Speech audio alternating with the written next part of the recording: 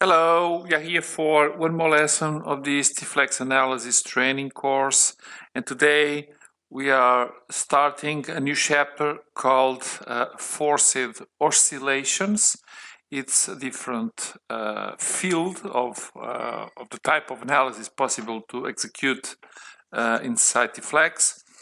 And basically this forced oscillation analysis is carried out for prediction of response of a structure, an element, whatever you have, subjected to harmonical varying external loads. These external loads can include kinetic and or kinematic excitation. In addition to this comment is that damping of the system can be also taken into account for the analysis. The ultimate goal of this forced oscillation analysis is to find the dependence of the system response on the frequency of the driving loads.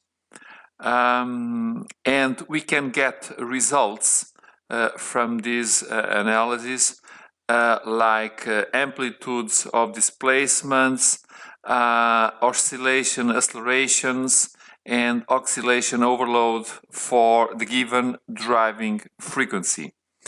From the results of the analysis for a certain range of frequencies, we can obtain dependence of the amplitudes and oscillation acceleration on the frequency of the driving loads, which it is very important when estimating vibro stability of the system in one given frequency range. We will see in the next lessons a couple of additional information about this and how to create this type of analysis. You've seen already other types of analysis. You've seen already for sure other video examples. But to start this kind of analysis, as you know already, inside the analysis menu, new study, and then we have one particular item called forced oscillation, and you will enter in this type of analysis. So I will leave you for the next upcoming lessons where we will develop a little more about this topic. Any question, any clarification, you know already, if you send us a contact, we will give you all the necessary support and explanations needed to help you.